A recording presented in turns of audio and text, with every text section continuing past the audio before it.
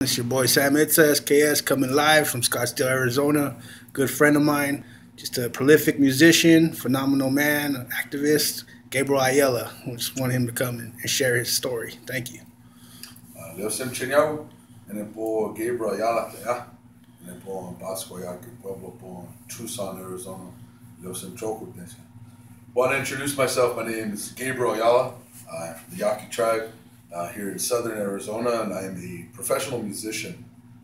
From an early age, I got the addiction of music. I'm very fortunate because in today's age, there's many addictions that face us as indigenous people. And for me, again, I say I was very fortunate to be raised by my grandmother who gave me that opportunity to have music in my life. So far that I even went to get a master's degree in classical guitar, one of the only Native Americans performing classical music. And for me, it's very important to help break those stereotypes, but also to encourage our indigenous youth that they can be anything that they want to be. They're bound for greatness. They just need to be told that constantly to remind them that just because we're born in our culture, it doesn't mean that we're limited to what we've been born into.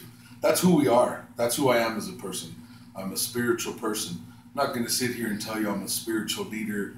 I'm nowhere near trying to be a medicine man, but I believe in the power of prayer first and foremost. That's who I am. I'm a spiritual person. I'm a musician somewhere down the list. I have many other roles, but for me, that's a very important thing to have in my life. That's what keeps me balanced in this world. I always say, as an indigenous artist, we live in two worlds. One is the world that we're born into, that we're comfortable in when we're with our spiritual families and our families. The other world is that corporate world, or the world that we try to make a career in. And both are incredibly difficult. But if you don't have that balance, you'll never succeed as a Native person or Indigenous person, First Nations person, whatever you want to call yourself nowadays. It's so awful nowadays that as Native people, we've gone from savages, redskins, Native Americans, Indigenous, First Nations.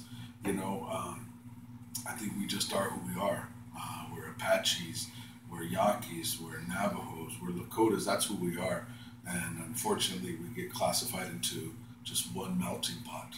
But it is what it is. I travel around the world.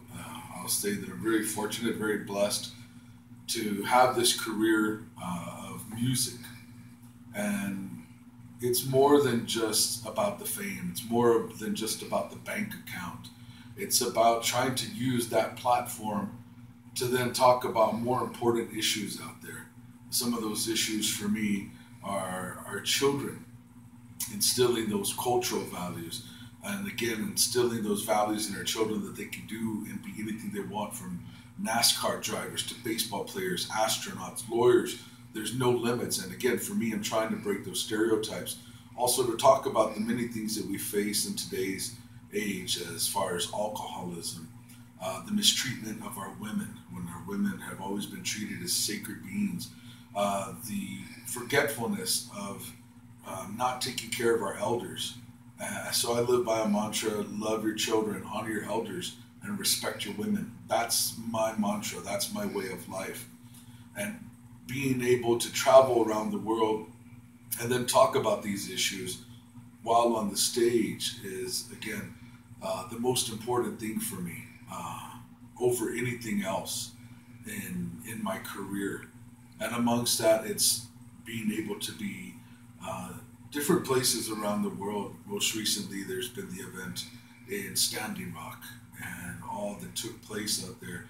It's me being able to show up there and not show up with an entourage of film crews just to get a selfie on Facebook Hill, not because it was a trending event. And it's probably the most trending event.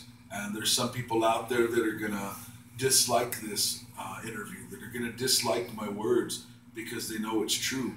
Because unfortunately, people showed up there because they wanted to build their own names off of this. It's so disheartening to see that people showed up there that never really showed up. They showed up there physically and left as soon as they could because they didn't want to see the realness or feel the realness of what was going on. There was people that were getting arrested, maced, sound cannons, chased by helicopters. I'm not going to sit here in front of you and try to make myself this self-proclaimed warrior. I was just a small little drop in that bucket of water protectors that believed in this way. And we don't walk around wearing it on our shoulders and letting you know, hey, by the way, I did this.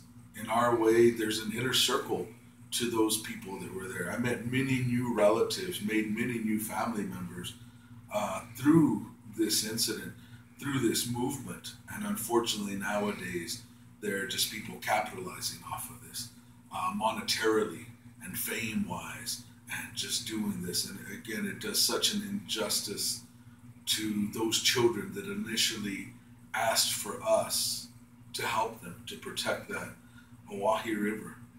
You know, what a shame. So I sit here before you, just a humble man, as humble as possible, just trying to share words with you. It's just a little piece of who I am. I mean, if you truly want to get to know me, you really should sit down and have coffee with me. And that's the way we traditionally interacted with people. But now we're here. I'm here with my brother here. He's on the other side of the camera, and you can't see him, but he knows me. I know him. And it's a great thing. It's a big honor to be here, to be interviewed by him. We've shared many a ceremony. We've shared many a song, and I'm very, very thankful that I get this little bit of time just to speak with those people. I encourage him in all that he's trying to do through his own voice and through his own music. And this way of social media now is definitely a very powerful thing that we can use to our advantage as Indigenous people. But again, I'm just here to share a little bit and to hopefully the most important thing is to encourage our youth. Find a positive addiction in your life. There's so much out there that can truly help you. Luckily for me, that addiction was music. That music was my medicine. When I was sad, I'd pick up my guitar. When I was happy, I picked up my guitar. And that has truly been my only addiction. I don't drink, I don't smoke, I've never touched drugs. Hardest drug I ever took was the Tylenol. And I even don't believe in that. I believe in our traditional medicines. But again, to all you youth out there, I tell you, you're all bound for greatness. You have to believe that the Creator put you here for a reason. And you have to let go of those sad things that weigh heavy on your heart and on your mind, because the Creator would never want you to carry those all your life. I don't believe that the Creator would do that. So again, to all you youth out there, stick with what you believe in. Find your passion, find your medicine, find your addiction, and hopefully continue to live a good way of life. And to everyone out there, many blessings to everyone. I have no harsh feelings for people. I only wish we as Indigenous people can all come together in this fight for everything. There's so many